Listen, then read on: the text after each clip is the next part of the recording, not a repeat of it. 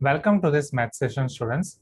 In this math session, we are going to see solutions of each and every questions which were asked in maths question paper of JEE Mains March 16th, 2021, Shift 2. तो one by one शुरू करते हैं. You can see here question number 1. Let me increase its font size just a minute. Okay. So in this question number 1, they are asking, यहाँ पे थोड़ी printing mistake है. The least value of mod z की आपको minimum value find करनी है where z is a complex number which satisfy the inequality. अब यहाँ पे inequality है आपकी, यहाँ पे exactly ये नहीं है, एक्सपोनेंशियल नहीं है, ये log नहीं है, राइट? हाँ, बाकी सब ठीक है. ये 2 की पावर में आपको दिया गया है, 2 की पावर में आपको दिया गया है mod z plus 3 mod z plus 3, उसके साथ ब्रैकेट में आपको दिया गया है mod z minus 1 और उसके डिवाइड में आपको दिया गया है mod z plus 1 और ये पूरी इनइक्वालिटी आपको दी गई है विच इज ग्रेटर देन और equal to log mod 5√7 plus 9i upon not upon but base root 2. ठीक है, this is your main question. बाकी सारी चीजें थोड़ी वहां पे प्रिंटिंग मिस्टेक है. चलो अब इसको सिंप्लीफाई करते हैं. ये इनइक्वालिटी को हमें सिंप्लीफाई करना है one by one. So LHS as it is. RHS में पहले मोड 5√7 plus 9i है, तो 5√7 plus 9i ऐसे मैं लिख सकता हूँ under root 5√7 square plus 9i square. Now 5 का square 25, this will be 25 into 7 plus 9 square 81, but since वो i स्क्वायर है तो वो यहाँ पे हो जाएगा आपका माइनस 25 7 जा 25 4 जा 100 होता है, वो 175 होगा.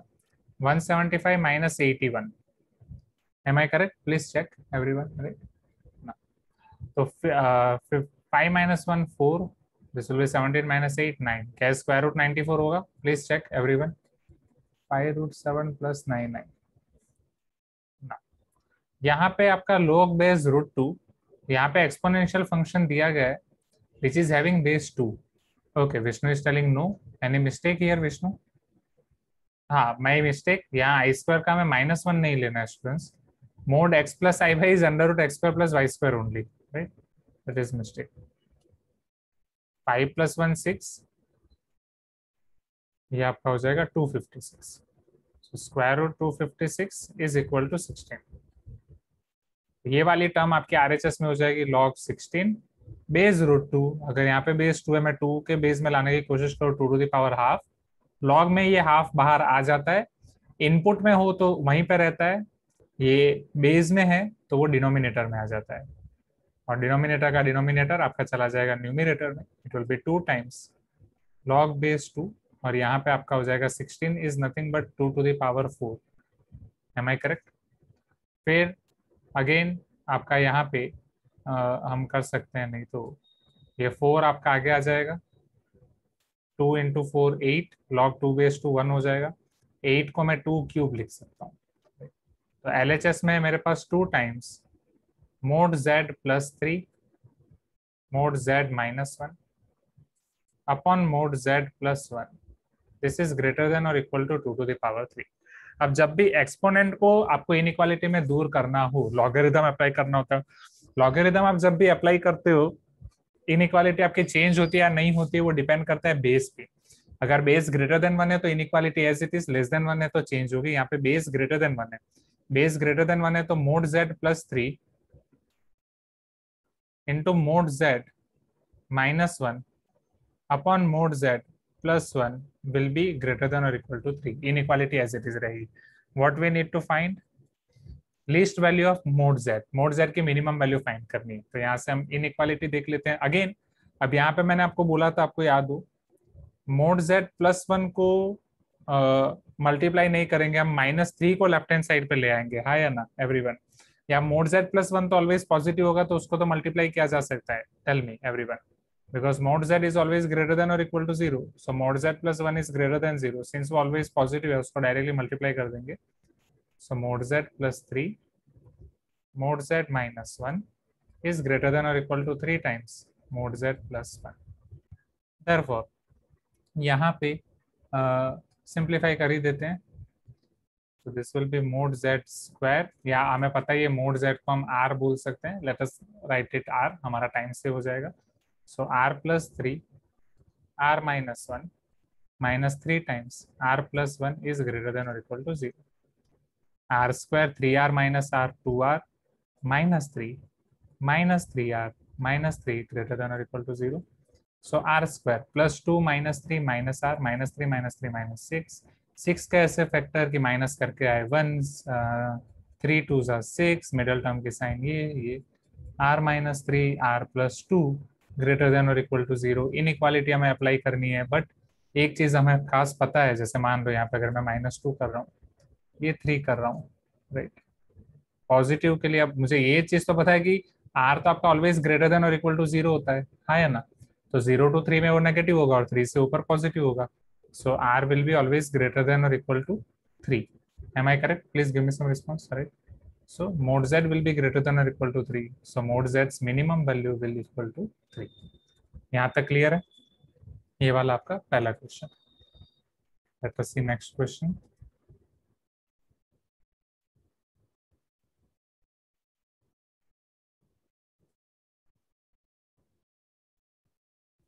सर डिफरेंशिएट कैसे कर सकते हैं ना? डिफरेंशिएट, इसको डिफरेंशिएट, आर आर वो इक्वेशन जो क्वाड्रेटिक इक्वेशन मिनिमम वैल्यू आ जाएगा. हाँ, agree, definitely. You can do it by differentiation as well.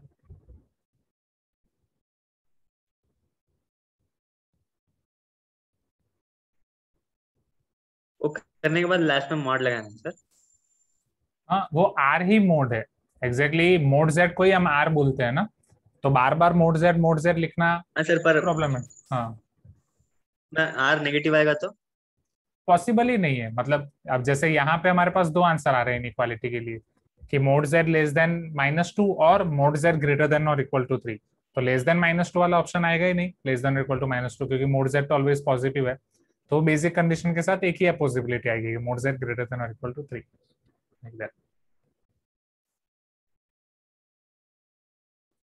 बस जब भी आप r लिखते हो ये टाइम पे आपको बस ध्यान देना है कि r is mode z only ना. अब यहाँ पे let f from s to s where s is 0 to infinity, exactly वो r plus है, 0 to infinity is nothing but r plus, a twice differentiable function such that f of x plus 1 is equal to x times f of x. If g from s to r be defined as g of x is equal to log f of x base e, then the value of g double dash phi minus g double dash 1 is equal to, और अलग अलग option दिए गए हैं. चलो, g double dash x की तरफ आपको जाना है. यहां से अगर आप आगे बढ़ो तो g डैश x आप कर सकते हो log f of x का 1 upon f of x into f dash x. फिर g डबल डैश x करना थोड़ा और कॉम्प्लिकेटेड हो जाएगा, u इंटू v अप्लाई करना पड़ेगा. बट उसमें आगे क्या, हम यहाँ पे समझते हैं. आपको जो दिया गया है वो दो g डबल डैश के बीच का डिफरेंस है. एक f दिया है, f के रिस्पेक्ट में g का एक रिलेशन दिया गया है कि g of x is log f of x, और जो f के बीच में रिलेशन दिया है वो f ऑफ x प्लस 1 और f ऑफ x के बीच में रिलेशन दिया है. मतलब x में मैं हर बार x प्लस 1 ऐड करता जाऊंगा, हर बार x प्लस 1 ऐड करूंगा तो वो उसके प्रीवियस f ऑफ x के साथ इस तरीके से रिलेट करेगा. f of x plus 1 is equal to x times f of x. इसी को अगर f ऑफ x के लिए लिखो तो वो हो जाएगा f of x is equal to x minus 1 times f of x minus 1. ये एक वे है इसको करने का, जो थोड़ा कॉम्प्लिकेटेड हो सकता है. हम क्या कर रहे हैं यहाँ पे डायरेक्टली, अगर जो मुझे g ऑफ x दिया गया है वो अगर मैं x की जगह x प्लस 1 पे अप्लाई करूं तो वो मेरा log f of x plus 1 हो जाएगा, हाँ या ना. क्योंकि g of x log f of x base e है, तो g of x plus 1 log f of x plus 1 base e हो जाएगा. f ऑफ x प्लस 1 को मैं x into f of x लिख सकता हूँ, तो g of x plus 1 will be equal to log base e x f of x. Therefore g of x plus 1 is equal to log x base e plus log f of x base e. Am I correct? हाँ या ना, right. Base ई हर बार लिखने की जरूरत नहीं. अब यहां से अगर मैं जी डैश एक्स फाइंड करूंगा तो ये जी डैश एक्स प्लस वन मुझे क्या मिलेगा? कैन आई से this is one upon x, right? और log f of x is nothing but g of x or not? Tell me. Log f of x is nothing but g of x or not? Right. So since log f of x is g of x, वहां पे मुझे उसका differentiation मिल जाएगा g dash x, क्योंकि ultimately आपको क्या चाहिए? Ultimately आपको g double dash minus g dash का डिफरेंस चाहिए। अब प्लस g डैश इस तरफ आएगा तो माइनस g डैश हो जाएगा g dash x plus one minus g dash x is one upon x। आपको चाहिए डबल डिफरेंशियल। डबल डिफरेंशियल अगर मैं यहाँ पे अप्लाई करता हूँ तो g double dash x plus one minus ji double dash X, it is going to give you minus one upon X square. अभी आपको minus one upon X square मिल गया। G double dash X plus one minus ji double dash X is equal to minus one upon X square. अब समझो यहाँ पे G double dash five minus जी double dash one का difference चाहिए आपको। यहाँ पे जो डिफरेंस है वो कंसेक्यूटिव है, हाँ या ना? एक्स है तो यहाँ पे एक्स प्लस वन है, मतलब अगर मैं यहाँ पे एक्स की वैल्यू वन रख रहा हूँ तो ये मुझे मिलेगा G double dash two minus ji double dash one is equal to minus one upon one which is minus one only. मुझे 5 तक पहुंचना है, x इक्वल टू 2 रख रहा हूं तो g double dash three minus ji double dash two will be equal to minus one upon two square four. x equal to 3 रख रहा हूं तो g double dash four minus ji double dash three will give me minus one upon nine. x equal to 4 पे g double dash five minus ji double dash four will give me one upon four square 16। अब मुझे जी double dash five minus जी double dash one चाहिए। Telescoping वाला आपको याद आ रहा होगा यहाँ पे एवरीवन। अगर इन सबको मैं ऐड कर दूं, ये दोनों कैंसिल, ये दोनों कैंसिल, ये दोनों कैंसिल हो जाएंगे। बस मेरे पास बचेगा जी डबल डैश फाइव माइनस जी डबल डैश वन जो मुझे चाहिए, राइट? पर्टिकुलर उसका मोड चाहिए। सबको आप ऐड कर रहे हो, minus sign common, one plus one by four plus one by nine plus one by sixteen. ठीक है, अब आगे वाली प्रोसीजर आपको एलसीएम लेके करनी पड़ेगी, हाँ या ना? Please give me some response everyone.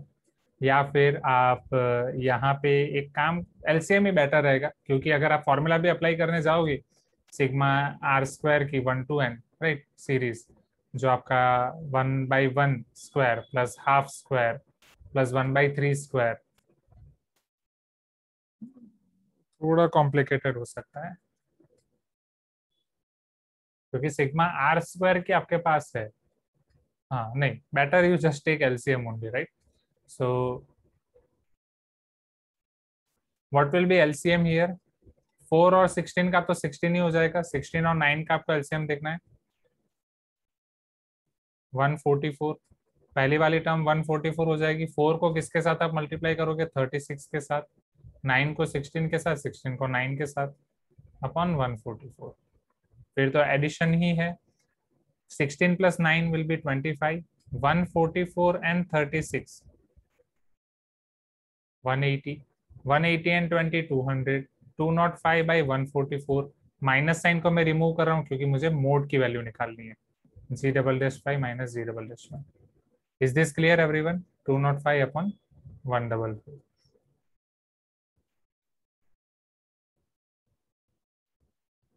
चलो जाते हैं नेक्स्ट क्वेश्चन के ऊपर।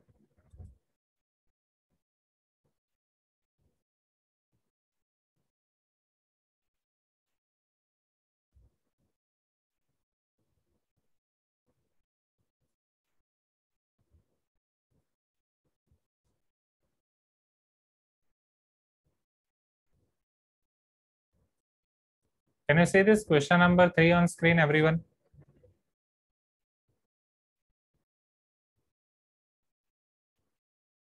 Now, if y equal to y of x is solution of the differential equation dy by dx plus tan xy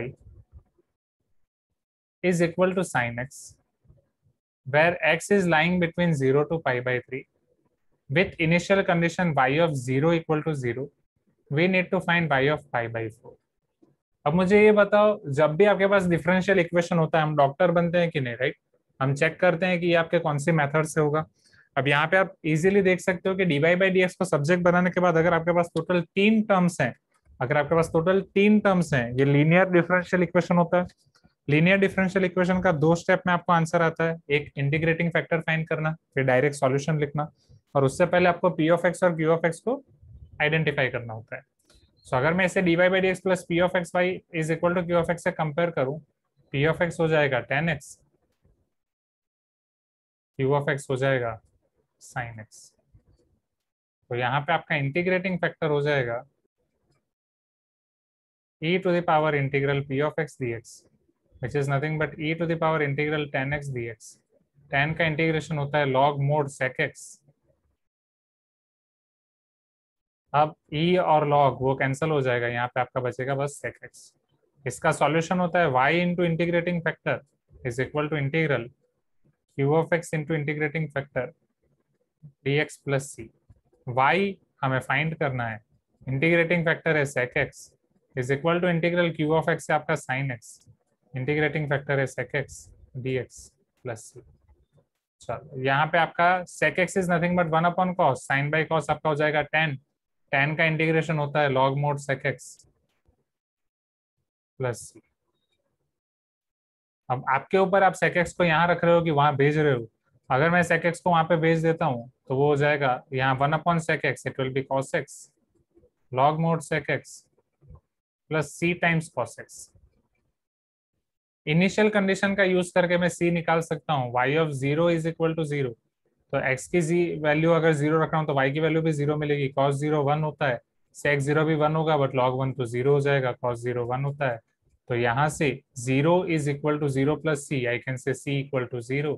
c equal to 0 हो गया तो y आपको बस मिल जाएगा cos x into log mode sec x। आपको ultimately y की value find करनी है पाई बाई 4 पे।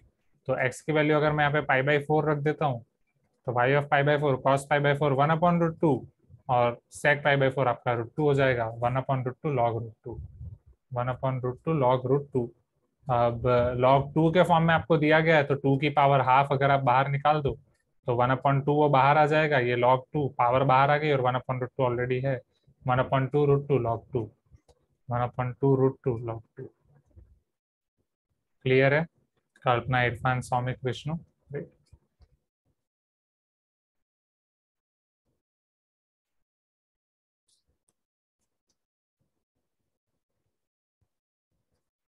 नेक्स्ट।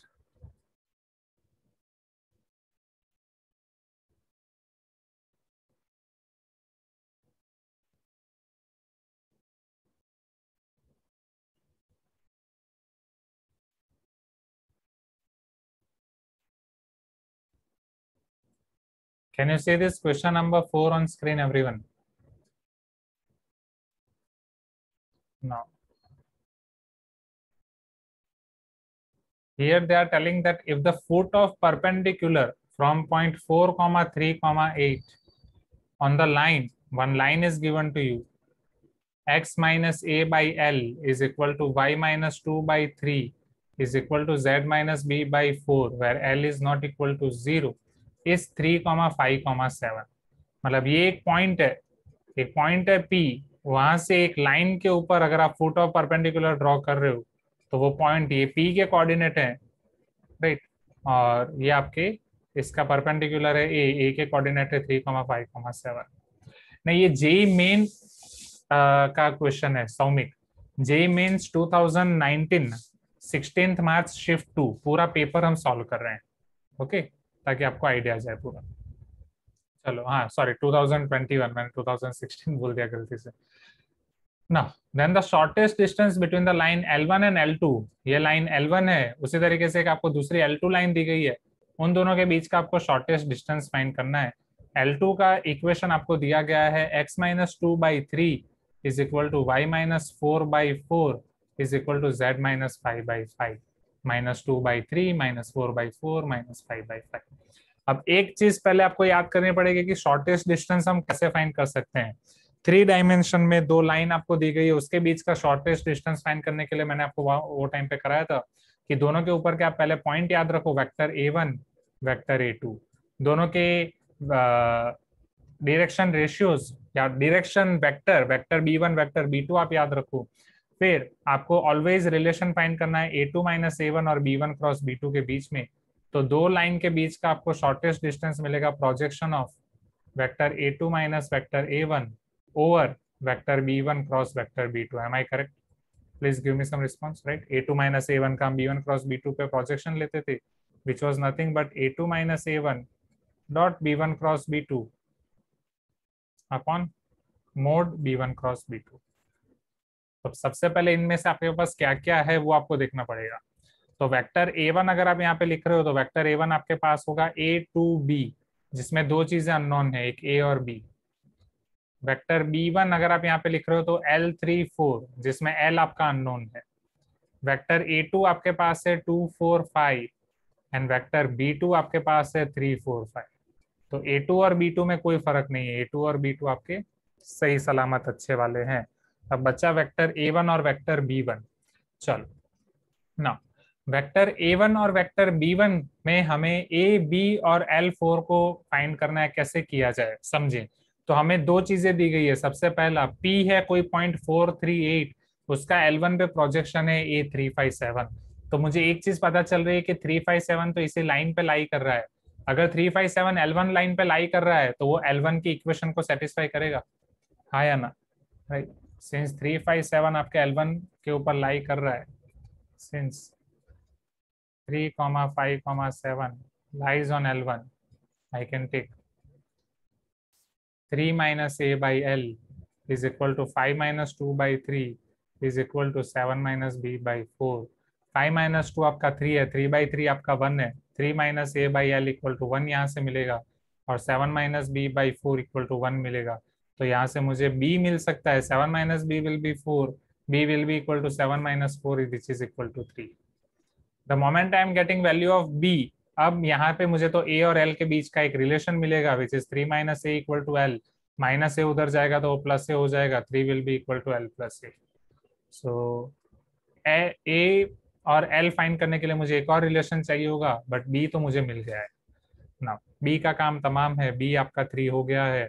ए और एल फाइंड करने के लिए अब दूसरी चीज यूज करते हैं कि आपका पी का प्रोजेक्शन, पर्टिकुलरली पी का फुट ऑफ परपेंडिकुलर आपको लाइन पे मिल रहा है। तो पी ए आपके वेक्टर एल को परपेंडिकुलर होगा, एल1 को, उसके डायरेक्शन को परपेंडिकुलर होगा, मतलब वेक्टर बी1 को परपेंडिकुलर होगा। तो क्या मैं बोल सकता हूँ वेक्टर पी ए या वेक्टर एपी, आप जो भी लिखो here, vector AP dot vector b one will be equal to 0 और नॉट। वेक्टर एपी, अब ये वाला क्वेश्चन लंबा जा रहा है तो एग्जाम में अगर मैं ये क्वेश्चन कर रहा हूँ तो मैं इसको थोड़ा छोड़ दूंगा और नेक्स्ट क्वेश्चन पहले करूंगा, फिर थोड़ा टाइम बाद इस क्वेश्चन को यहीं से रिज्यूम करूंगा। Are you getting my point? Vector AP 4 minus 3 1, 3 minus 5 minus 2, 8 minus 7 1, 1 minus 2 minus 1 मुझे मिलेगा 1 माइनस 2 1। एक बार वापस चेक कर लो, 4 minus 3 1, 3 minus 5 minus 2, 8 minus 7 1। Vector b one, vector b one में मेरे पास है l3 4। अब dot product l minus 3 2 6 plus 4 equal to 0, l minus 2 equal to 0, l is equal to 2। जैसे l इक्वल टू 2 यहाँ पे सब्सटीट्यूट कर रहा हूँ, 3 is equal to 2 plus a is equal to 1। तो अब मेरे पास a भी है, मेरे पास b भी है, मेरे पास l भी है, तो अब मेरे पास सब कुछ है। a इज इक्वल टू 1 2 3, यहाँ पे l आपके पास है 2, so it is 2 3 4। Vector b1 is 2 3 4। ठीक है, अब आपको b1 क्रॉस b2 फाइंड करना है, a2 माइनस a1 फाइंड करना तो आसान है। So vector a2 minus vector a1 will be equal to, चलो a2 minus a1 2 minus 1 1, 4 minus 2 2, 5 minus 3 2। Vector b1 cross b2, vector b1 cross b2 is equal to ijk। b1 के component आपके पास हैं l3 4 which is nothing but 2 3 4, b2 है आपका 3 4 5।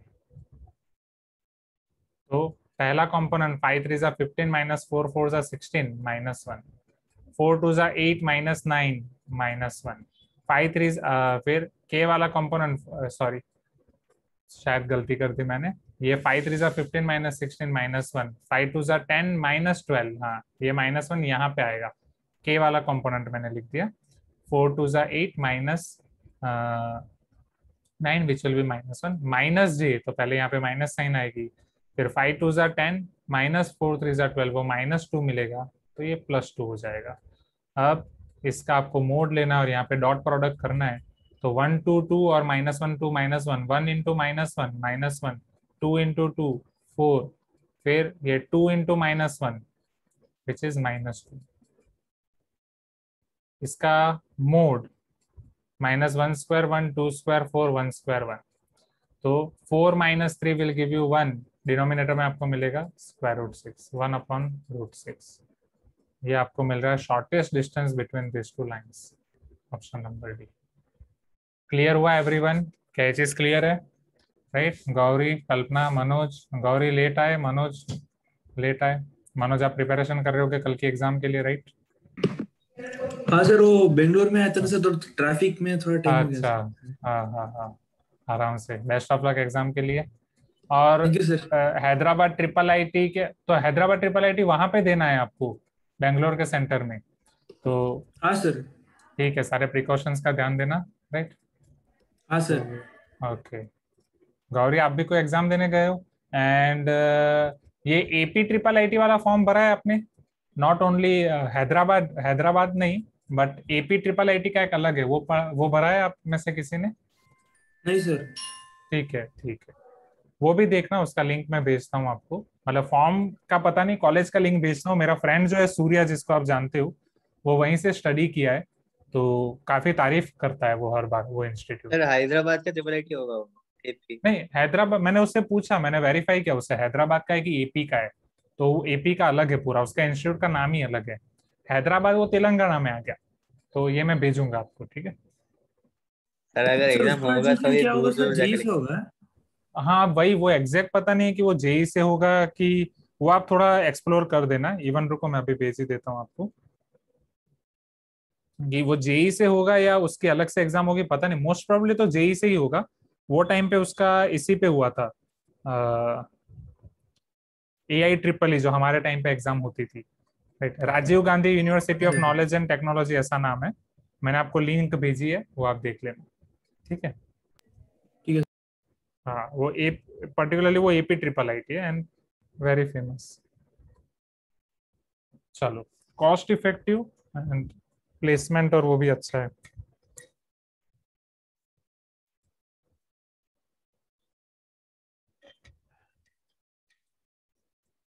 चलो ये वाले question पे आ जाते हैं। If XYZ be an arbitrary point lying on the plane P which passes through the points 42, 0, 0, 0, 42, 0 and 0, 0, 42, तो यहाँ पे आपको ये चीज याद आ रही होगी जो हम करते थे, कि एक ऐसा प्लेन दिया गया है जो XYZ के 3 पॉइंट से पास हो रहा है, एक X के ऊपर, Y के ऊपर, सपोज ये X एक्सिस है, ये Y एक्सिस है, और ये Z एक्सिस है। तो X के एक्सिस वाला पॉइंट भी आपका 42, 0, 0 है, ये 0, 42, 0 है, ये 0, 0, 42 है। इस तरीके से हम ये प्लेन का इक्वेशन बना सकते हैं इंटरसेप्ट फॉर्म में। ये प्लेन का इक्वेशन क्या, x/42 plus y/42 plus z/42 equal to 1 होगा, एवरीवन? हाँ या ना, राइट? सो ये आपका हो जाएगा x plus Y plus z is equal to 42, right? अब x, y, z ऐसा पॉइंट है जो ये प्लेन पे लाई कर रहा है, मतलब वो वाला पॉइंट ये प्लेन के इक्वेशन को सेटिस्फाई करेगा, वो वाला पॉइंट ये रिलेशन को सेटिस्फाई कर रहा है। दूसरी चीज आपको ये बोली गई है, then value of the expression. अभी एक्सप्रेशन को हमें समझने की जरूरत है। एक्सप्रेशन है समथिंग लाइक दिस, सबसे पहले 3 दिया है, प्लस आपको दिया गया है x-11 upon y-19 square z-12 square, x-11 upon y-19 square z-12 square, फिर plus y-19 upon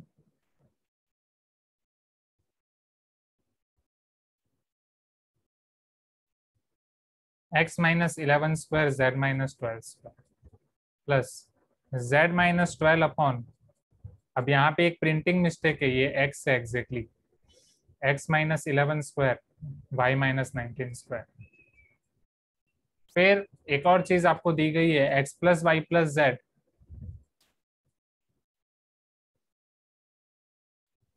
upon 14 times x-1, sorry x-11 y-19 z-12। अब ये जो क्वेश्चन में ये एक्सप्रेशन पूछा, ये एक्सप्रेशन को देख के मैं ये क्वेश्चन को पहले छोड़ दूंगा, अगर मैं एग्जाम में ये दे रहा हूँ तो ये इसको मैं सेकंड कैटेगरी में रखूंगा कि हाँ कुछ ना कुछ तो कर सकते हैं, इतना मुझे पता है, बट पहली ट्राई में नहीं। जब सेकंड ट्राई में मैं यहाँ पे आऊंगा तो मैं एक चीज ऑब्जर्व कर सकता हूँ कि हर बार जितनी x वाली टर्म है वहां पे x नहीं बट x-11 दिया है या ना। जो y वाली टर्म है उन सभी जगह पे y-19 दिया है, जस्ट चेक। और जो z वाली टर्म है उन सभी जगह पे z-12 दिया है। Please give me some response. 12, 11 और 19 की खूबी देखो, 11 एंड 19 मिलके आपके 30 हो जाएंगे एंड 30 और 12 मिला के 42 हो जाएंगे। x plus Y plus Z की वैल्यू 42 है, 42 माइनस 42, अगर इन तीनों को मैं ऐड करता हूं तो वो 0 हो जाएगा। Am I correct? Please give me some response everyone. क्या तीन एक्सप्रेशन को समझ पा रहे हो? Right, x-11 plus y-19 plus z-12, ये तीनों मिलकर आपके 0 हो जाएंगे because x plus Y plus z 42 है और इन तीनों का समेशन 42 है। So what we can do now is, पहला जो ये 3 है उसको एज इट इज रहने दो। बाकी के जो ये 3 टर्म है उनके डिनोमिनेटर में 1 बाई 1 आपको x वाली टर्म का स्क्वायर है, y वाली टर्म का स्क्वायर, y वाली टर्म का स्क्वायर, z वाली टर्म का स्क्वायर, x वाली टर्म का स्क्वायर, z वाली टर्म का स्क्वायर है। तो एलसीएम करोगे तो आपको x-11 स्क्वायर, y-19 स्क्वायर और z-12 स्क्वायर मिलेगा। पहले वाली टर्म के साथ आपका x-11 स्क्वायर मल्टीप्लाई होगा तो वो x-11 क्यूब हो जाएगा। दूसरी वाली के साथ आपका y-19 स्क्वायर मल्टीप्लाई होगा तो वो y-19 क्यूब हो जाएगा। सिमिलरली तीसरी वाले के साथ आपका z-12 होल स्क्वायर मल्टीप्लाई होगा तो वो z-12 का क्यूब हो जाएगा, right, plus y-19 cube plus z-12 cube. That's it. बाकी वाली तीसरी टर्म को अभी एज इट इज रख रहा हूँ, पहले एक का काम खत्म करेंगे फिर दूसरे को सिंप्लीफाई करेंगे। अब क्या यहाँ पे मैं a cube plus B cube plus C cube की फॉर्मूला अप्लाई कर सकता हूँ students? a cube plus B cube plus C cube, a cube plus B cube plus C cube की फॉर्मूला हमारे पास है a cube plus B cube plus C cube minus 3abc equal to a plus B plus c into a square plus b square plus c square minus ab minus bc minus ac। पूरा लिख नहीं रहा हूँ, time बचा रहा हूँ, क्योंकि यहाँ पे a प्लस बी प्लस सी तो 0 है, a प्लस बी प्लस सी अगर 0 है तो ये वाली टर्म 0 हो जाएगी, a cube plus B cube plus C cube आपका डायरेक्टली हो जाएगा 3abc। तो ये वाली टर्म की वैल्यू आपकी हो जाएगी, this is 3 plus 3 times a b c और नीचे उन्हीं a b c का होल स्क्वायर है, होल स्क्वायर है तो एक एक टर्म कैंसिल हो जाएगी, डिनोमिनेटर में बस एक ही पावर बचेगी x-11 y-19 z-12। बगल में जो टर्म दी गई है अब उसको देखो ध्यान से, तो यहाँ पे 14 दिया गया है, डिनोमिनेटर में x-11 है, y-19 है, z-22 है, 12 है, राइट, वो आपको दिया गया है। न्यूमिनेटर में x plus Y plus Z है and x plus Y plus Z की वैल्यू तो 42 है।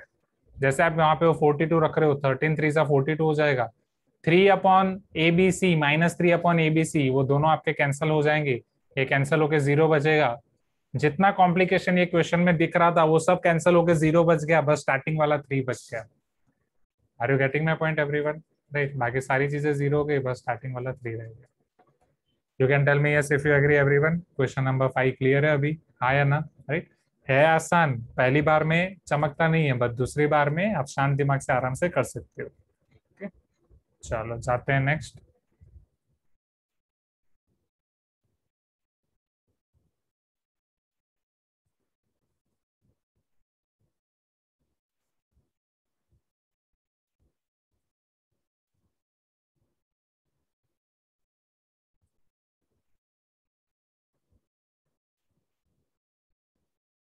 क्वेश्चन नंबर 6 पे आते हैं स्टूडेंट्स। क्वेश्चन नंबर 6 में आपको दिया गया है, हाँ वाई नॉट गौरी, कौन सा वाला पार्ट? ये वाला क्वेश्चन रिपीट करो, क्वेश्चन 5 पूरा। सर वो स्टार्टिंग वाला है ना सर? ओके, ये वाला कहाँ तक? सर वो जो डायग्राम के साइड में जो लिखा है वो वाला सर। ठीक है, डायग्राम में समझ आ गया? डायग्राम भी रिपीट कर देता हूँ, समझो। आपको ऐसा दिया गया एक्स वाई जेड एक आर्बिट्ररी पॉइंट है जो एक प्लेन पे लाई कर रहा है। ये प्लेन ऐसा है जो 3 पॉइंट से पास कर रहा है, 42 0 0 0 42 0 एंड 0 0 42। तो 42 0 0 वो आपका एक्स एक्सिस का पॉइंट होगा, वाई एक्सिस का पॉइंट होगा 0 42 0 एंड जेड एक्सिस का पॉइंट होगा 0 0 42। आपको एक लाइन के बारे में याद होगा, जब लाइन एक्स और वाई एक्सिस में एक एक पॉइंट पे कट करते हैं उसके एक्स इंटरसेप्ट और y intercept, x intercept a और वाई इंटरसेप्ट बी, तो लाइन का इक्वेशन हो जाता है x by a plus y by b equal to 1। Similarly अगर आपके पास एक ऐसा प्लेन है जिसका x इंटरसेप्ट a है, y इंटरसेप्ट b है और z इंटरसेप्ट c है, तो वो प्लेन का इक्वेशन हो जाता है x by a plus y by b plus z by c equal to 1। ये प्लेन का मैंने इक्वेशन लिखा, ये ए बी सी सारे सेम है, 42 वो कॉमन निकल के इधर मल्टीप्लाई हो जाएंगे, तो ये मेरा प्लेन का इक्वेशन हो जाएगा। क्वेश्चन में हमें ये बता रहे हैं कि प्लेन के ऊपर का एक पॉइंट है x, y, z, तो वो पॉइंट इसको सेटिस्फाई करेगा, मतलब पॉइंट के तीनों कोऑर्डिनेट्स का sum x plus Y plus z 42 होगा। फिर जो क्वेश्चन में एक्सप्रेशन दिया गया है वो एक्सप्रेशन को मैंने अच्छे से लिखा, वो एक्सप्रेशन को ऑब्जर्व करते मुझे पता चला कि मेरे पास एक्सप्रेशन में x माइनस 11, y माइनस 19 और z माइनस 12 है। सभी जगह पे जहां पे भी x है वो x माइनस 11 है, जहां पे भी y है वो y माइनस 19 है, और जहां पे z है वो z माइनस 12 है। बट एक्स वाई जेड के लिए तो मेरे पास एक ही रिलेशन है, x plus Y plus z equal to 42। दूसरा मुझे ऑब्जर्वेशन ये मिला कि अगर मैं इन तीनों नंबर का समेशन कर रहा हूं तो वो भी 42 हो रहा है, 11 और 19 30 हो रहे हैं, 30 और 12 42 हो रहा है। तो अगर मैं इन सभी को ऐड कर रहा हूं तो x plus Y plus z 42, 11 और 19 30 और 12 42, 42 माइनस 42 आपका हो रहा है 0। क्लियर हुआ? हाँ या ना? तो अब मुझे x माइनस 11, y माइनस 19 और z माइनस 12 के साथ खेलना है। इन तीनों के साथ खेलते खेलते मुझे पता चला कि ये आपका A cube plus B cube plus C cube आ रहा है, जिसके लिए a plus B plus C 0 है, तो वो हो जाएगा 3abc। 3abc रखते ही वो कैंसिल हो गया और बगल वाली टर्म भी 3 अपॉन abc आ गई। 3 upon abc 3 upon abc cancel, final बच गया आगे वाला 3।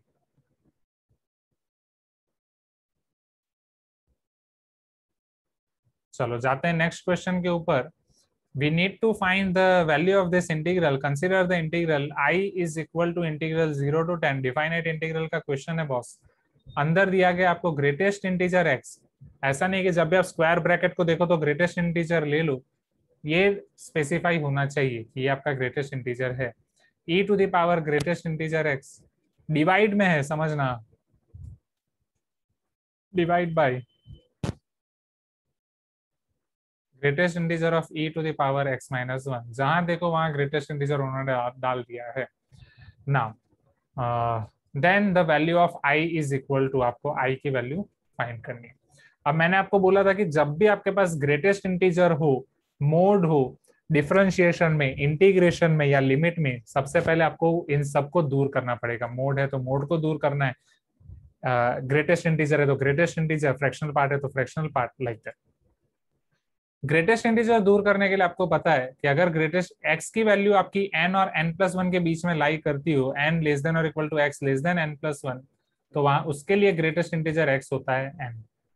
तो जो 0 से 10 है उसको हमें कन्वर्ट करना पड़ेगा ऐसे सारे इंटीजर्स के फॉर्म में, 0 to 1, 1 to 2, 2 to 3, up to ऐसा मैं जाऊंगा, फाइनल पार्ट मेरा आएगा 9 to 10। और हमें पैटर्न आइडेंटिफाई करनी पड़ेगी। 0 to 1 के लिए ग्रेटेस्ट इंटीजर x क्या होगा? टेल मी, क्या वो 0 नहीं होगा? राइट, ऑलवेज लोअर लिमिट, ये तो 0, यहीं पे काम खत्म।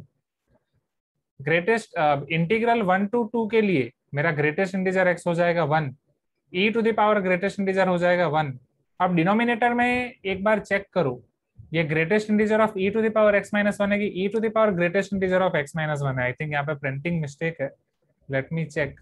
ये e to the power greatest integer of x minus 1 है। हाँ, e की पावर में है। I need to check in the PDF of other institute as well as for cross multiplication, cross verification I can say.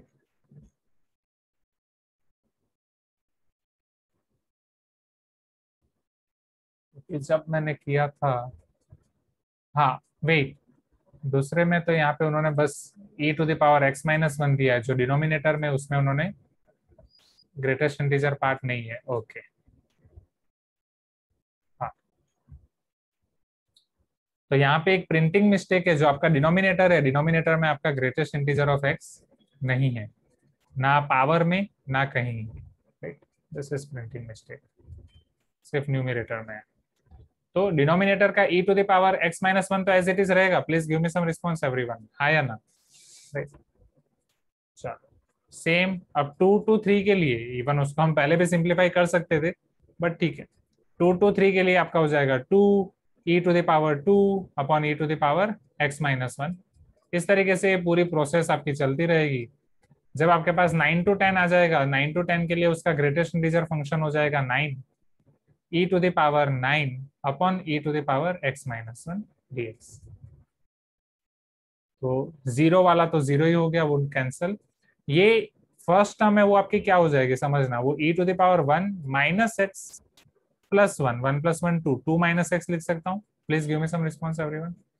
2 2 3, 2 को मैं बाहर लिख देता हूँ। e to the power 2 minus x plus 1, 3 minus x लिख सकता हूँ। पैटर्न समझनी है आपको स्टूडेंट्स, हमें पैटर्न समझनी है।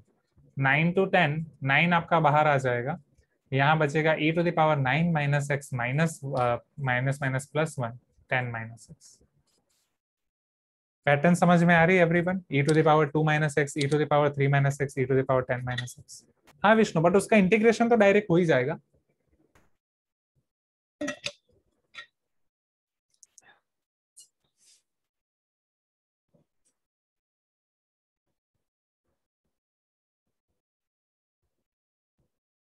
e to the power 2 minus x का इंटीग्रेशन होगा e to the power 2 minus x upon minus 1।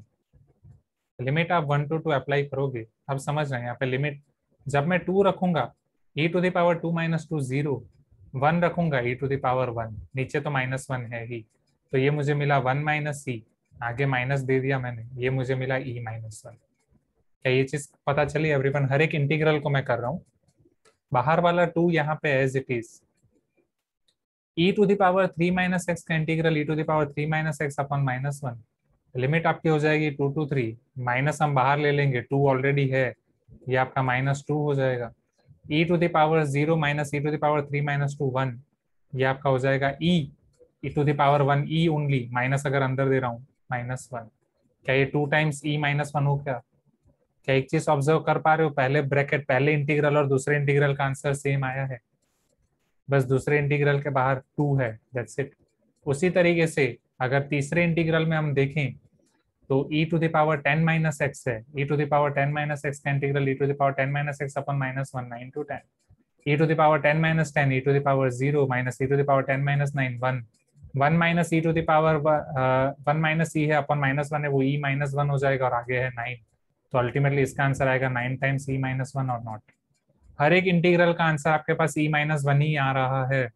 अगर आप e माइनस 1 को कॉमन निकाल दो तो आपके पास बस समेशन बचेगा 1 से लेके 9 तक, और 1 से लेके n तक के समेशन के आपके पास फॉर्मूला है n/2 n+1, जिसमें आप ये अगर 9/2 9+1 अप्लाई करोगे, 9 + 1 is 10, 9 5 are 45 times e minus 1।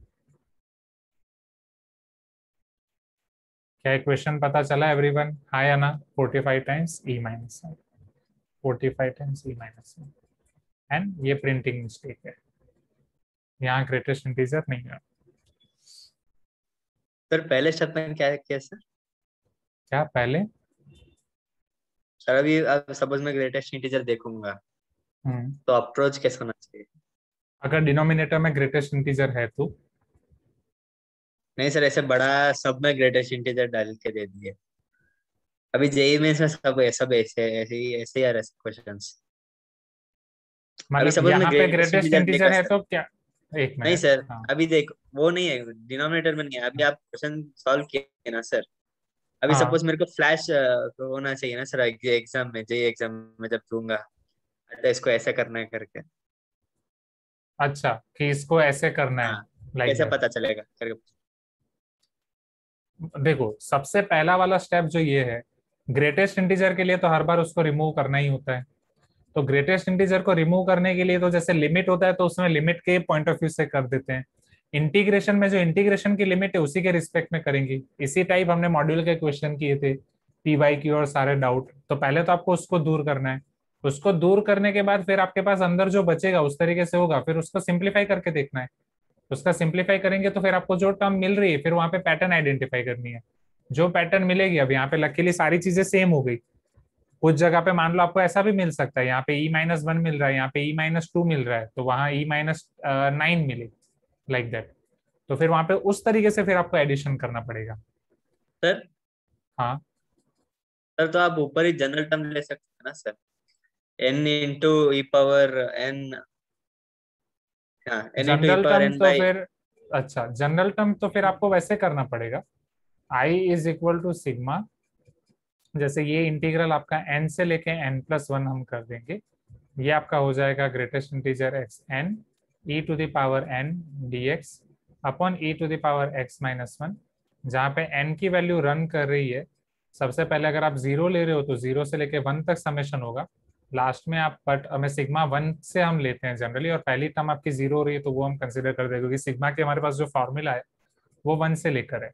तो n इक्वल टू 1 से लेके लास्ट में लिख दूंगा 9, क्योंकि 9 से लेके 10, तो ये आपका 1 से लेके 2, मतलब 1 to 2 plus 2 to 3 up to 9 to 10, ये पूरा इस तरीके से जनरलाइज हो जाएगा।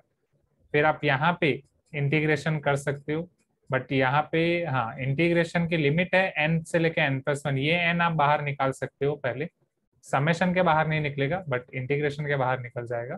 फिर यहाँ पे e to the power n minus x plus 1, तो e to the power n+1 minus x का आपको इंटीग्रेशन करना है, वो रहेगा e to the power n+1 minus x upon -1।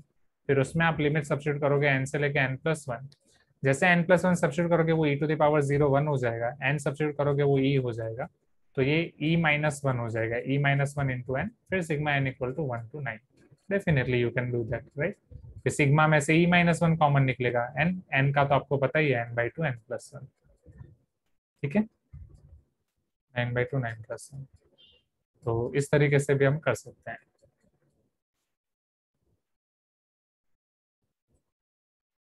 Clear है? जाए नेक्स्ट, ये हुआ आपका क्वेश्चन नंबर 6। बहुत लेंथी क्वेश्चन है ना सर। वही लेंथी क्वेश्चन है, इसीलिए तो ये डिफिकल्ट था। Just you can do like this.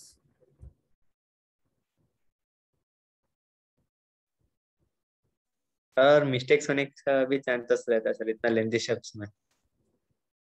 वो एग्री एग्री, इसमें ये सारे आपके सम बिल मैक्सिमम क्वेश्चन वैसे वाले हैं कि सम बिल पहले में नहीं सेकंड वाले में होंगे, और सेकंड वाले में भी कितने होंगे, लाइक दैट। बट वो वाले टाइम पे मैं ये आपको सजेशन दूंगा कि कम क्वेश्चन करो, जितने होते हैं उतने करो, परफेक्ट करो।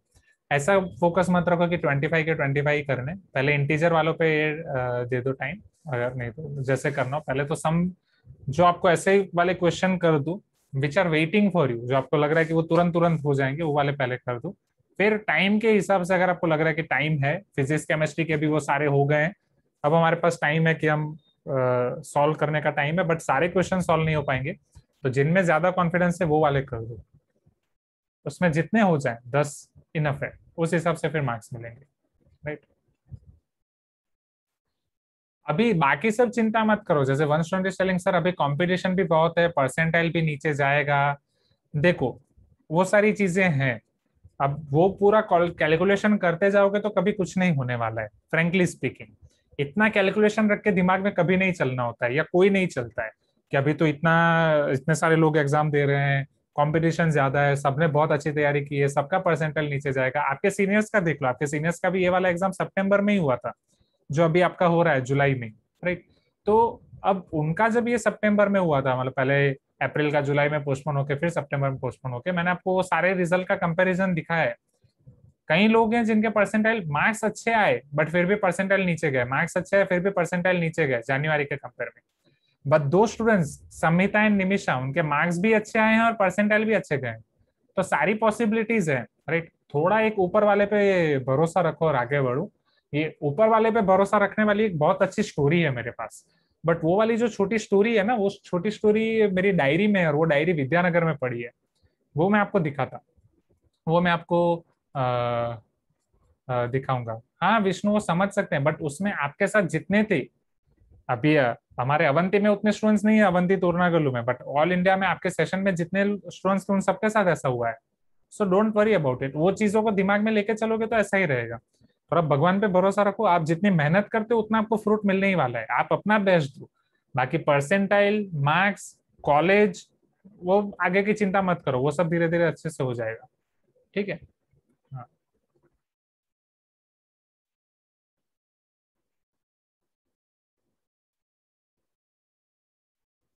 एग्री मनोज, वो तो है, बट अपना बेस्ट दे दो। आपके आप अपना बेस दे दो, मैं आपको फर्स्ट दिन से 11 से आपको बस दो चीजें ही बोल रहा हूँ, दो मंत्र ही बोल रहा हूँ।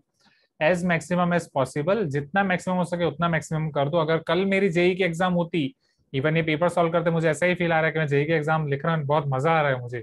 एज मैक्सिमम एज पॉसिबल, जितना मैक्सिमम आप कर पाओ उतना मैक्सिमम करो। एज अर्ली एज पॉसिबल, जितना जल्दी आप कर पाओ उतना जल्दी करो। And feel secure in whatever you are doing, this is the best part. ये फील सिक्योर वाला मैंने नहीं बोला है, मेरी बात मत मानो, सुंदर पिचाई ने बोला है। सुंदर पिचाई जी की तो बात मानते हो ना। सुंदर पिचाई सर ने बोला है कि feel secure in whatever you are doing, जो आप कर रहे हो उसमें सिक्योर फील करो, that's it. This is inherent part of learning. ये सारे वर्ड सुंदर पिचाई के हैं, अपार्ट फ्रॉम दिस टू। ये दोनों मेरे, ये सुंदर पिचाई के हैं। Feel secure in whatever you are doing, this is the inherent part of learning. यही आपकी लाइफ होती है। लाइफ में हर एक फेजेस पे आप अलग अलग गोल लोगे। जैसे अभी आप क्लास 12th में हो तो आपका जेई के लिए गोल है। कॉलेज में आप जाओगे तो कॉलेज में 4 साल के बाद प्लेसमेंट के लिए गोल होगा। प्लेसमेंट के बाद आप जाके किसी कंपनी में आपको जॉब मिल गई, कंपनी में जॉब मिलने के बाद वहां पे आपको ईयरली अलग अलग गोल देंगे, क्वार्टरली अलग अलग गोल देंगे, जो आपके पेरेंट्स और उन सबको अभी भी अचीव करने होते हैं। Are you getting my point? अब इन सभी गोल में हर बार आपको आपका गोल मिले ऐसा जरूरी नहीं है। कई बार मिलता है, कई बार नहीं मिलता है, पर जो भी होता है दूसरे रास्ते खुलते हैं। सो पहली बार भी मैंने आपको यही बोला था कि आप गोल रखो एंड जो भी आपको रिजल्ट मिलता है जस्ट एक्सेप्ट इट, उसको एक्सेप्ट करो and keep moving forward, and keep moving forward, that's it. जिंदगी कभी किसी की खत्म नहीं होती है। यहाँ पे जेई में आपका जो रिजल्ट आता है, जो रिजल्ट आता है वो रिजल्ट से आपके अलग अलग रास्ते मिलेंगे। ये वाला रिजल्ट आता है तो ये रास्ता, ये वाला रिजल्ट आता है तो ये रास्ता, ये वाला रिजल्ट आता है तो ये रास्ता। एंड ये टाइम पे आपको रास्तों के बारे में भी नहीं सोचना है कि आगे कौन कौन से रास्ते होंगे। ये क्रिटिकल टाइम है, क्योंकि हमारे दिमाग में ये भी चलता रहता है कि सर इतना आएगा तो कितना मिलेगा, इतना आएगा तो ये रास्ता मिलेगा, ये कॉलेज मिलेगी, वो मिलेगी। वो सोचना ही नहीं, क्योंकि उसके लिए इनफ टाइम है। अभी अगर उसके लिए टाइम सोचोगे कि इस पे ये मिलेगा, इस पे ये मिलेगा, तो जो मैक्सिमम हम ला सकते हैं वो नहीं ला पाएंगे। तो अभी टाइम में अपना मैक्सिमम दे दो। जैसे अगस्त सितंबर में आपकी सारी एग्जाम खत्म हो जाएगी, आप पूरे खाली बैठे रहोगे अक्टूबर नवंबर में। आपके सीनियर्स अक्टूबर नवंबर में पूरा दिन गेम खेलते थे, पूरा दिन, सुबह से शाम। उनके छोटे भाई बहन जो पढ़ते थे बाकी के क्लास में, मैं उनको पूछता था क्या कर रहे हैं भैया? सर पूरा दिन गेम खेल रहे हैं। और मम्मी पापा कुछ नहीं बोलेंगे। क्यों कुछ बोलेंगे? क्योंकि पूरे 2-1.5 साल से आप पढ़ रहे हो, 2.5 साल से पढ़ रहे हो, दूसरा साल तो कितना बड़ा गया। पूरा गेम खेलो एंड एंजॉय करो, जो करना है करो अक्टूबर नवंबर। एंड वो टाइम पे आपको पास इनफ टाइम होगा कॉलेज को डिसाइड करने का कि मेरे पास ये करियर है, क्या करूँ, ये ऑप्शन है, ये ऑप्शन है, ये ऑप्शन है, ये कॉलेज में ये ब्रांच अच्छी है कि नहीं। उसके लिए बहुत सारे ऑप्शंस हैं, वो आराम से देखेंगे। एंड बस दैट्स इट। तो अपना बेस्ट दो, और कुछ नहीं है। लाइफ में ऐसा कुछ नहीं है कि जेई एक बार आपने अच्छा कर दिया तो आपकी लाइफ सेट है, जेई में बुरा हुआ तो लाइफ सेट नहीं है। जेई में अच्छा करके आईआईटी में जाके केटी लाने वाले लोग भी बैठे हैं। केटी मतलब समझ रहे हो ना, फेल। आईआईटी में जेई में अच्छा रिजल्ट ला दिया, आईआईटी में चले गए। और ऐसे लोग भी पढ़े हुए हैं, ये सेशन सर पूरा बताते थे। मेरी एनआईटी में भी पूरे पढ़े हुए, 4 साल 2 साल पूरे निकल जाते हैं, 4 साल बैचलर्स के, 2 साल मास्टर्स के, प्लेसमेंट नहीं उठा पाते वो, क्योंकि वो बस ये 2 साल की जिंदगी खत्म हो गई, जेई खत्म हो गया, फिर वहां पे पूरा रिलैक्स हो जाते हैं, पूरा चिल आउट करते हैं। जो टाइम पे पढ़ना होता है वो भी नहीं पढ़ते हैं। और ऐसे लोग भी हैं जो जेई में अच्छा नहीं कर पाए, बट वो वाली आग अपने अंदर जलाए रखे और लाइफ में आज कहां से कहां पहुंचे। मुंबई डब्बा वाला से लेके और कौन कौन से मैंने आपको एग्जाम दिखाया है। अरे प्लेसमेंट होता है, आईआईटी में भी प्लेसमेंट होता है, एनआईटी में भी प्लेसमेंट होता है, बस उठाना पड़ता है, समझना। जैसे मान लो एनआईटी में अगर मैं मेरे बीटेक वाले बैच की बात करूं, एमटेक वाले बैच सबकी बात कर रहा हूं, अगर मैं बीटेक की बात करूं, मैकेनिकल की बात करूं, मैकेनिकल में टोटल 60 और +12, अभी के लिए मान लो वो 60 स्टूडेंट्स थे। तो प्लेसमेंट के फेजेस चलते रहते हैं, प्लेसमेंट के फेजेस चलते रहते हैं। लास्ट में ये 5 से 10 स्टूडेंट्स ऐसे थे कि जिनको प्लेसमेंट कहीं नहीं मिला। 5 से 10 स्टूडेंट्स ऐसे बच जाते हैं जिनको प्लेसमेंट कहीं नहीं मिलता है। Are you getting my point? क्योंकि वो टाइम पे भी सीरियस नहीं होते हैं। मिलते हैं तो कौन सी वाली जॉब मिलेगी, वो 2 लाख 3 लाख वाले पैकेज की मिलेगी पूरे साल की, जहां पे ना वो जाना चाहते हैं ना उनके पेरेंट्स उनको जाने देंगे। Are you getting my point everyone? हाँ या ना? फिर अलग अलग बहाने निकाल देते हैं, मुझे तो मास्टर्स करना था, मुझे तो ये करना था। अल्टीमेटली उनको लाइफ में बस चिल आउट करना है और कुछ नहीं करना है। सो जिस टाइम पे जो सीरियस होना होता है वही हो जाओ, और कुछ नहीं। और ऐसे लोग भी हैं कि जो जेई क्लियर नहीं कर पाए, नॉर्मल कॉलेज में गए, फिर भी अच्छी अच्छी जगह पे है, राइट। एंड बहुत अच्छा उन्होंने किया है। मुंबई डब्बा वाला का आप एग्जाम्पल देख लो, राइट। मुंबई डब्बा वाला आपको क्लास में मैंने बताया था, आपको याद होगा एवरीवन, राइट। उसमें से किसी ने कुछ जेई नहीं पढ़ा है, आपके आसपास देख लो, ऐसे बहुत सारे लोग हैं। बट आपको आपकी राहें खुद बनानी पड़ेगी, उसमें टाइम है। अभी के लिए बस अपना जेई में बेस्ट दे दो और बाकी आगे की चिंता मत करो, आगे का ज्यादा मत सोचो। सर जिसको ज्यादा मिलता है वो लोग क्या अलग करता है सर? जिसको ज्यादा मिलता है मतलब ज्यादा मार्क्स की बात करो या ज्यादा प्लेसमेंट की बात करो, ज्यादा पैकेज, वो भी पूरा समझाऊंगा आपको, पूरा गाइडेंस दूंगा मैं। 4 साल आपको इंजीनियरिंग के कैसे निकालने हैं कि जिसमें आपका एंजॉयमेंट भी हो जाए, कौन से साल क्या करना है पूरा एंजॉयमेंट भी हो जाए, एंजॉयमेंट के साथ साथ प्लेसमेंट भी आप उठा लो, वो सारी चीजें मैं आपको बताऊंगा। आपको याद होगा कि आपका गाइडेंस सेशन रखा था आपके सीनियर्स के साथ, राइट? वो सीनियर्स के साथ आपका जो गाइडेंस सेशन रखा था, उनसे पहले ये रखा था उनका JEE to BTech journey, road map to BTech, कि 4 साल में क्या अप्रोच होना चाहिए सारे सेमेस्टर में, first second third fourth fifth six seventh eight, maths में क्या करना है, सारी चीजें, सारी ब्रांच के बारे में, इलेक्टिव्स, कोर सब्जेक्ट, वो सब मैं आपको बताऊंगा। Don't worry about it. इसका 1 आवर या 2 आवर का एक सेशन हो सकता है, आपकी सारी एग्जाम खत्म हो जाएगी बाद में। तो वही मैं बोल रहा हूँ कि आप कोई चिंता मत करो। आपका ऐसा नहीं है कि जेई एग्जाम खत्म हो जाएगा, मैथ्स एग्जाम खत्म हो जाएगा, आपके जो भी मार्क्स आएंगे, अच्छे मार्क्स आए बुरे मार्क्स आए, फिर मैं आपको बोलूंगा आप कौन मैं कौन, आप आपके रास्ते में मेरे रास्ते, नहीं।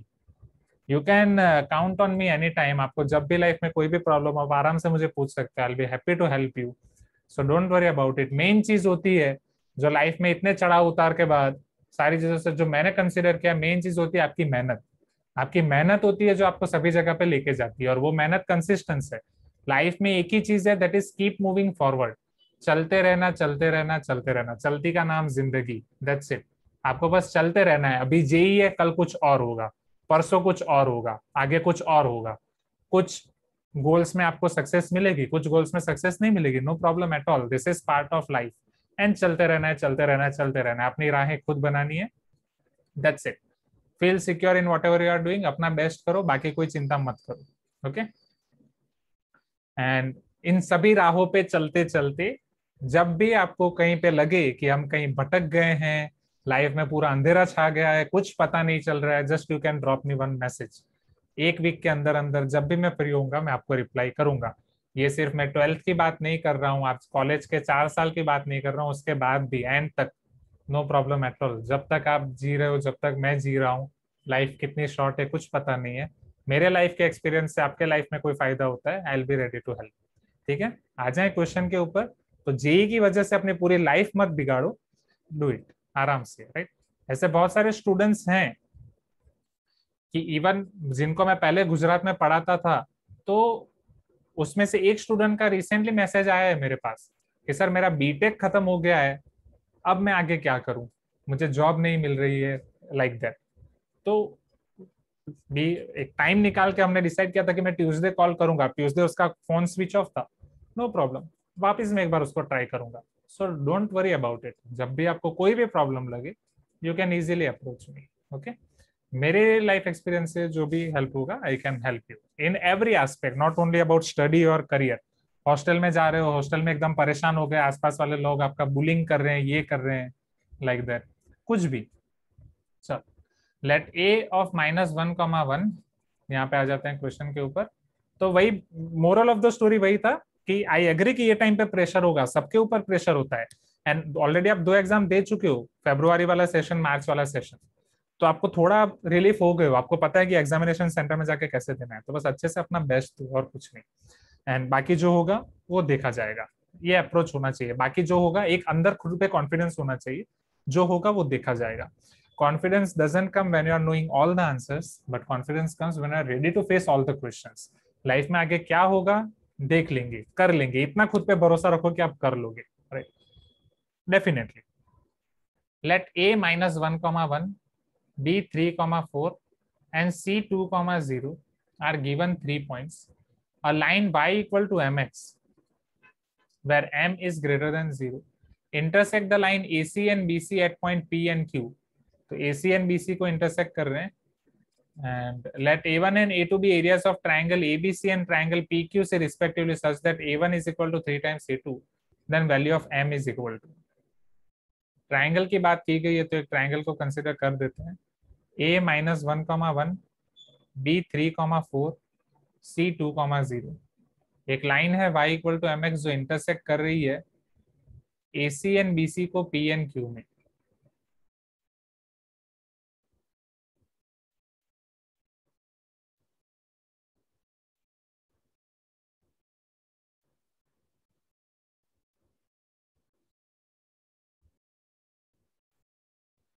AC को इंटरसेक्ट कर रही है P में, BC को इंटरसेक्ट कर रही है Q में। Let A1 and A2 be area of triangle ABC.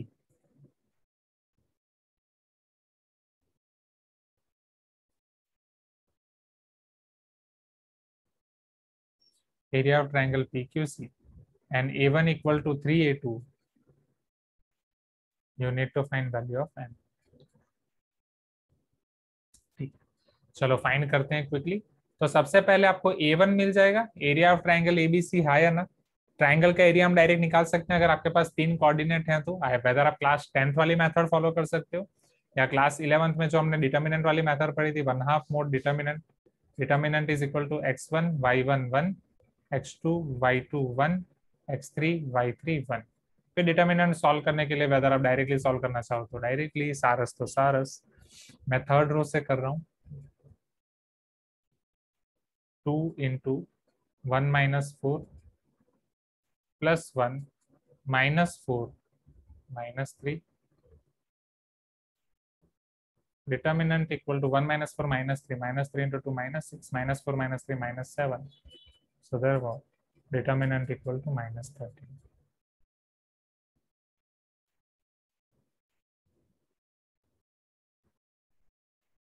Area A1 आपको मिलेगा 1/2 mod minus 13 which is equal to 13/2।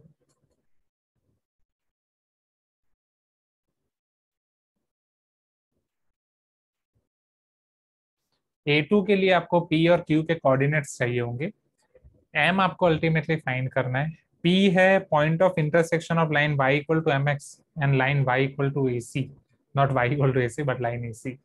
तो क्या AC के लिए मैं AC का इक्वेशन फाइंड कर सकता हूँ, 2 पॉइंट फॉर्मूला में अप्लाई कर सकता हूँ, right. y minus 0 y minus y1 upon y2 minus y1 is equal to x minus x1 upon x2 minus x1, y upon 1 x minus 2 upon minus 3 minus 3y is equal to x minus 2, x plus 3y minus 2 equal to 0। Point of intersection find करने के लिए अगर y equal to mx यहाँ पे रख रहा हूँ, x plus 3mx is equal to 2, 3m plus 1 x equal to 2, तो x हो जाएगा 2 अपॉन 3m प्लस 1। x की वैल्यू अगर 2 अपॉन 3m प्लस 1 लिख रहा हूँ, y में बस आपका m मल्टीप्लाई हो जाएगा। सिमिलरली q के लिए सबसे पहले अगर मैं bc का इक्वेशन फाइंड कर रहा हूँ, y minus y1 upon y2 minus y1 is equal to x minus x1 upon x2 minus x1. Y by 4 is equal to x minus 2. Y is equal to 4 times x minus 2. Y is equal to 4x minus 8. 4x minus y minus 8 equal to 0.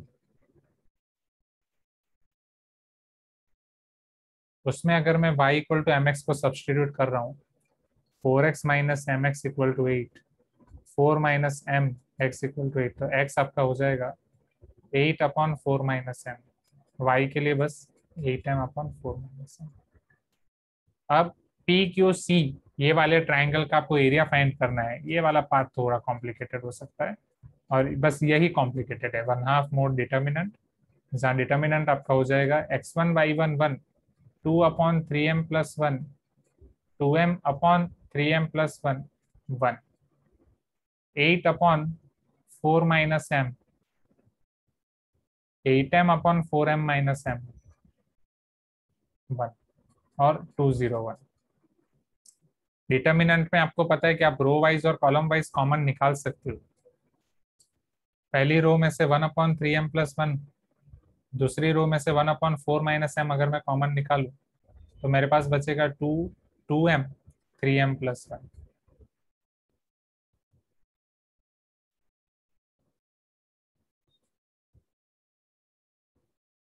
Eight 8m 4 minus m। 2 0 1। फिर again 2 0 1 वाले से मैं छोड़ देता हूँ determinant को, तो 2 यहाँ पे 2m इंटू 4 माइनस एम, 4 2 ज़ा 8m minus 2m square, right, ये इसका product, minus 8m into 3m 24m square, 8m into 1 8m, but आगे माइनस है। चलो 1 से अब मैं छोड़ता हूँ, 8 2 ज़ा 16m माइनस 8 2 ज़ा 16m, वो तो 0 हो जाएगा। Please give me some response everyone, right. Denominator में आपके पास बचा हुआ है 3m plus 1 4 minus m, so this will be equal to 16m minus 16m आपका हो जाएगा 0, 8m माइनस 8m हो जाएगा कैंसल, माइनस 24 माइनस 2, क्या वो आपका माइनस 26m स्क्वायर हो जाएगा। Please give me some response, right. और माइनस 26 इंटू 2, तो उसे माइनस 52 में लिख सकता हूँ, 3m प्लस 1 4 माइनस m। अब ये एग्जैक्टली आपका है delta, area equal to 1/2 mod delta, और ये माइनस में अंदर दे देता हूँ, 1/2 से वो 26 हो जाएगा, m square always positive, upon 3m plus 1 है, ये m माइनस 4 है, बट मोड ले रहा हूँ तो ये वाला इधर आ जाएगा मोड। ये अब आपके पास a1 है, आपके पास a2 है, आपको कुछ दिया गया है which is a1 equal to 3 times a2, a1 is 13/2 which is equal to 3 times your a2 is 26m square upon a1 is 13/2, it is 26m square upon mod 3m plus 1 m minus 4।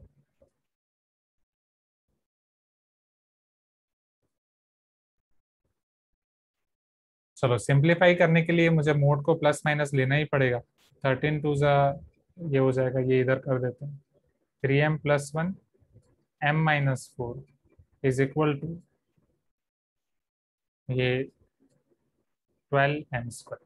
अब plus और minus कहीं भी एक जगह पे ले सकते हैं, हाँ स्लोप पॉजिटिव है, m पॉजिटिव है, राइट, स्लोप पॉजिटिव है, बट m माइनस 4 पॉजिटिव या नेगेटिव होगा वो पता नहीं है, 3m प्लस 1 आपका पॉजिटिव है, तो बस ये m माइनस 4 वाली टर्म आपकी पॉजिटिव या नेगेटिव होगी, ठीक है, उसकी वजह से हम प्लस माइनस ले रहे हैं, क्योंकि वो 4 से कम है या 4 से ज्यादा है उस पर डिपेंड करेगा।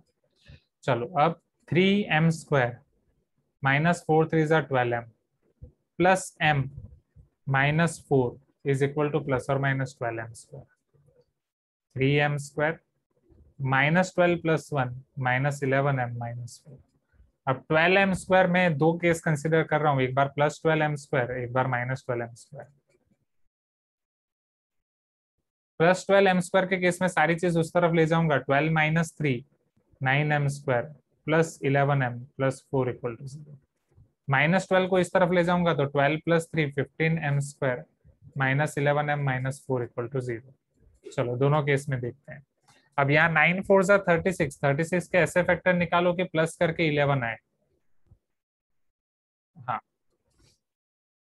क्या कोई पॉसिबल है, चेक। 6 6 ज़ा 36, 9 4 ज़ा 36, दैट्स इट। 18 2 ज़ा 36, 11 कहीं नहीं दिख रहा है, राइट। डिस्क्रिमिनेंट आप देखोगे b square minus 4ac 121 minus 4a1 9 c 4, 36 into 4 और 16 9 ज़ा 144, डिस्क्रिमिनेंट नेगेटिव, तो यहाँ पे तो पॉसिबल ही नहीं है।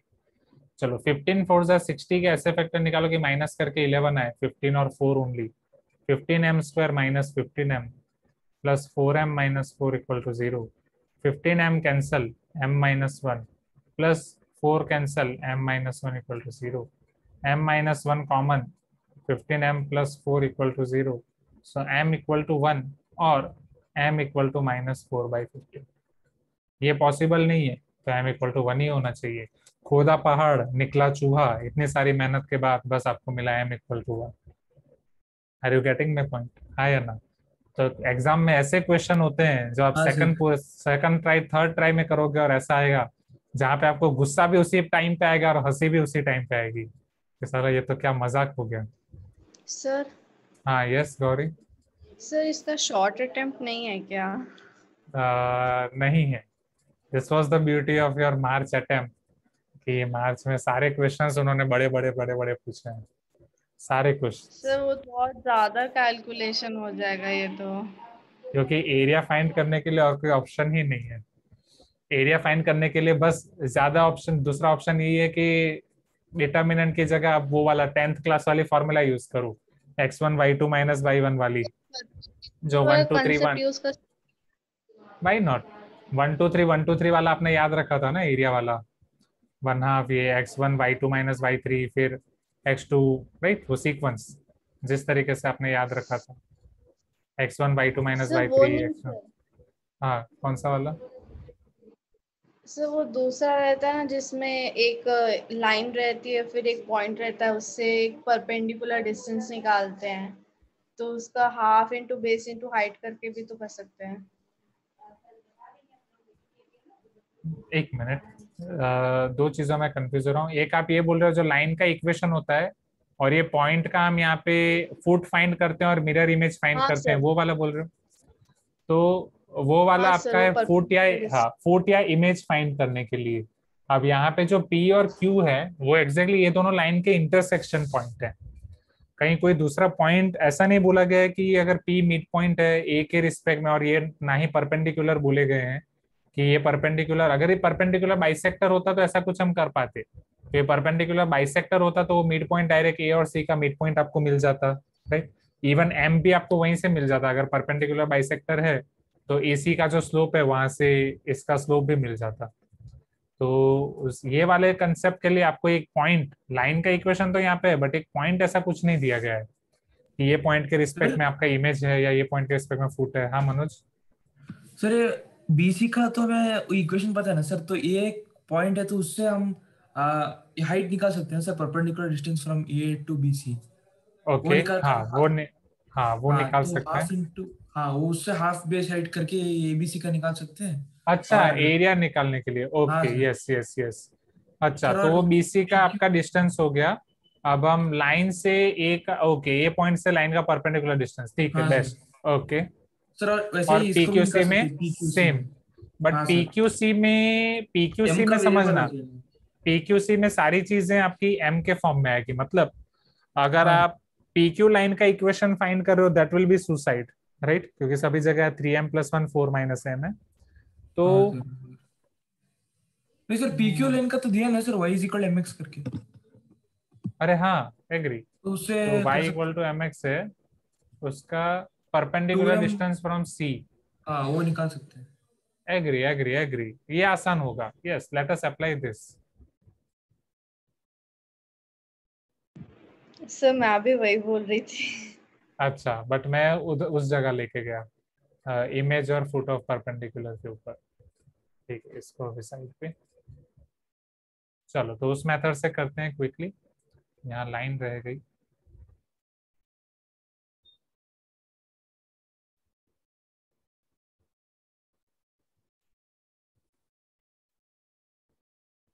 चलो, तो पहले ABC का एरिया निकालने के लिए BC लाइन का इक्वेशन ऑलरेडी, BC का हमने फाइंड किया है इक्वेशन, राइट?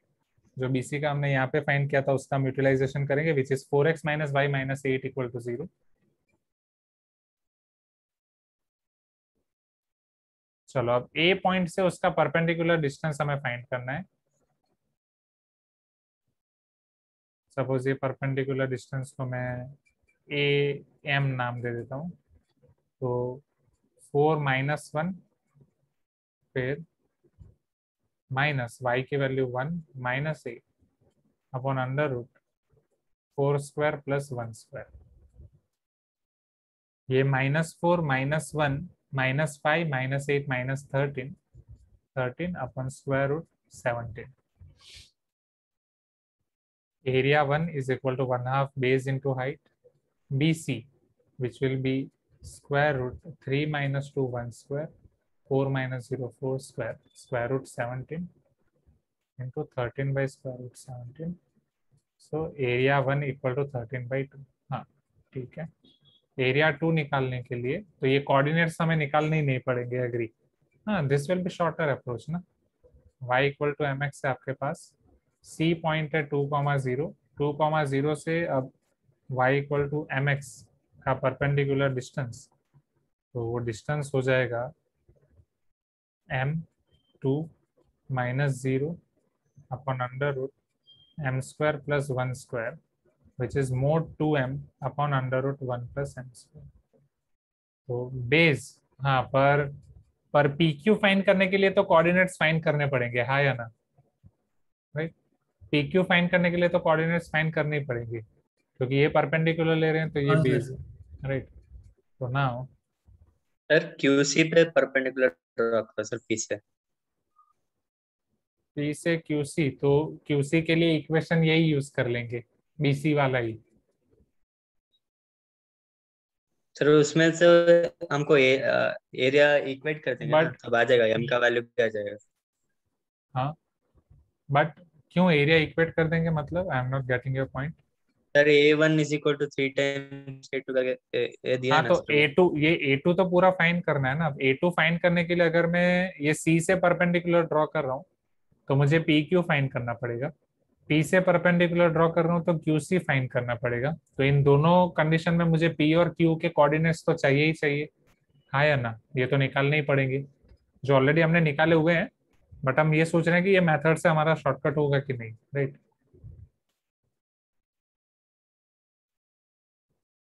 PQ फाइंड करना डेफिनेटली यहाँ पे बहुत गंदा हो जाएगा। 2/3m plus 1 minus 8/4 minus m whole square plus 2m/3m plus 1। But एक चीज हम कर सकते हैं, एंड दैट इज ये minus 8m upon 4 minus m whole square. m अगर मैं यहाँ पे कॉमन निकाल दूँ ये m स्क्वायर हो जाएगा। So PQ will be equal to square root 1 plus m square, फिर दूसरी वाली टर्म आपके पास बचेगी square root 1 plus m square into 2/3m plus 1 minus 8/4 minus m mod में, क्योंकि वो होल स्क्वायर है और ऊपर स्क्वायर रूट है। तो ये A2 आपका एरिया आपको मिलेगा 1/2 base into height, 1/2 base is under root 1 plus m square into mode.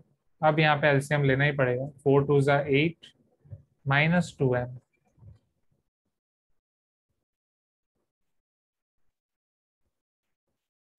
Sir minus 8 3 ज़ा 24m। हाँ, सर P निकालने का जरूरत ही नहीं है सर, PQ। क्यों?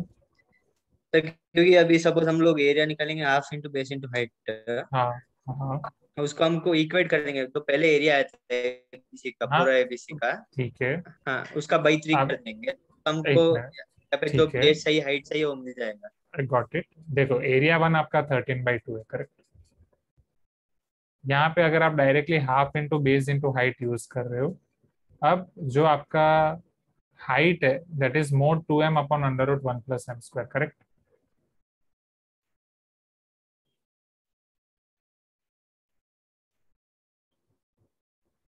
ये 1/2, ये आपका यूज किया आपने हाइट।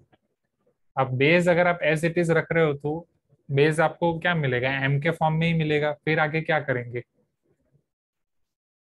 हाँ सर, अगर वो M के टर्म्स में तो करना है। तो ये अल्टीमेटली हमें m की वैल्यू निकालनी है। तो हम कहाँ पे पहुंचे थे, यहाँ पे ये एलसीएम का कर दिया था ना, divide by 4 minus m 3m minus m।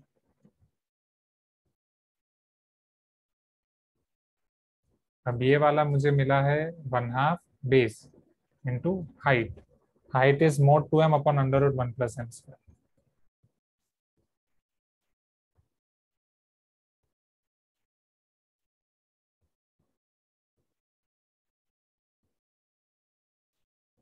तो ये under root 1 plus m square और ये भी 1 प्लस m स्क्वायर है, वो कैंसिल हो जाएगा। यहाँ 8 माइनस 8 कैंसिल, माइनस 26m, उसके साथ यहाँ पे 2m है, ये 2 2 कैंसिल, तो माइनस 26m स्क्वायर हो जाएगा upon 4 minus m 3m minus 1, right? तो घूम फिर के चीजें वही आ रही हैं। Are you getting my point everyone, हाँ या ना? राइट, जिससे आप 13/2 से कंपेयर दोनों लेंदी करोगे। पड़ रहे हैं सर। हाँ, तो सर मतलब, हाँ बोलो। हम लोग सिमिलैरिटी से कर सकते हैं ना सर, ये सिमिलैरिटी के लिए बट यहाँ दो पे ट्रायंगल है सिर्फ एक क्योंकि एंगल ही पॉइंट भी सेम है। सर वो पैरेलल लाइन है तो सिमेट्री एग्री, यूज कर सकते क्योंकि यहाँ पे बस आपका दोनों ट्रायंगल में एक एंगल ही सेम होगा, वो एंगल है ये सी दोनों में। That's it. सिमिलरिटी के लिए कोई रेशियो भी नहीं दिया है आपको, सी सर क्यू एरिया बाई का भी रेशियो दिया है ना सर। एरिया का रेशियो, बट हैं। एरिया एरिया के का रेशियो से खाली सिमिलरिटी नहीं लगा हाँ सकते क्योंकि वो नहीं लगा पैरेलल नहीं सकते। होना चाहिए P Q hmm, B C A B के लिए। एरिया से हम नहीं लगा पाएंगे। A1/A2 is 3/1।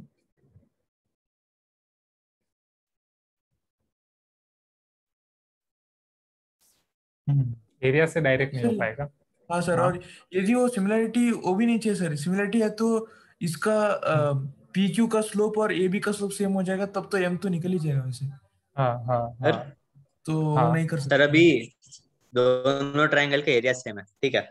अभी और ए बी सी एक ट्रायंगल है, पी क्यू सी एक ट्रायंगल है।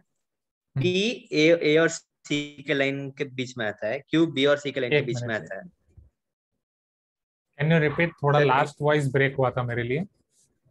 सर एरियो रेशियो में है ना सर, हाँ एरिया रेशियो में है दोनों ट्रायंगल्स का। पी हाँ ए सी के लाइन में आता है, क्यू बी सी के लाइन में आता है।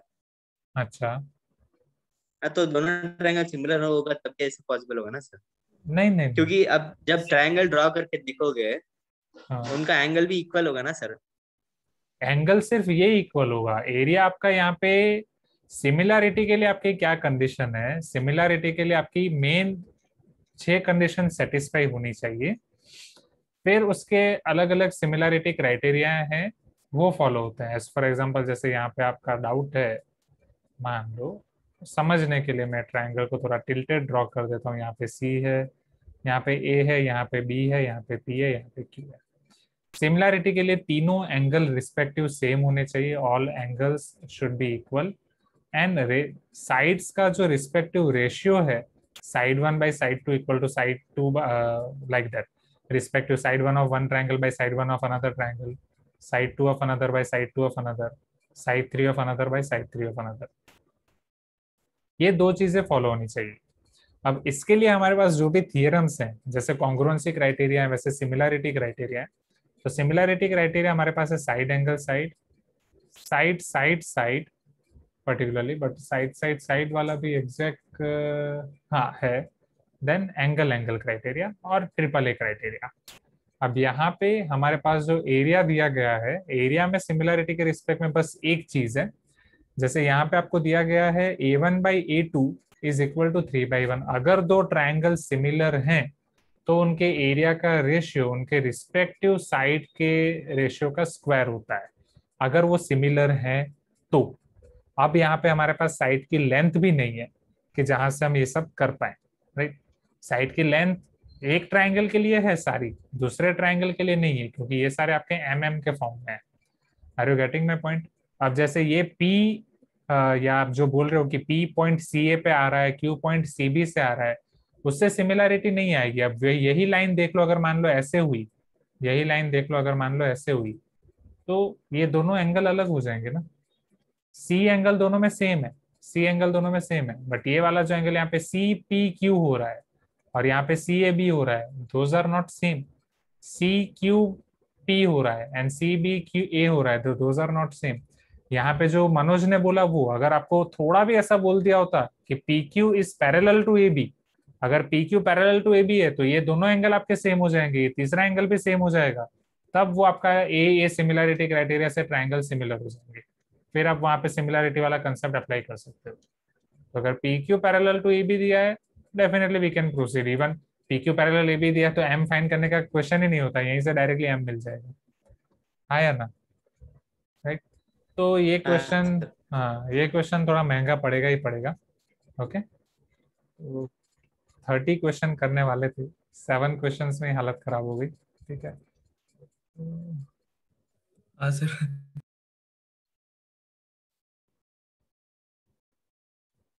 क्वेश्चन नंबर 8, बट रुको अभी टाइम हो गया है, जस्ट अ मिनट।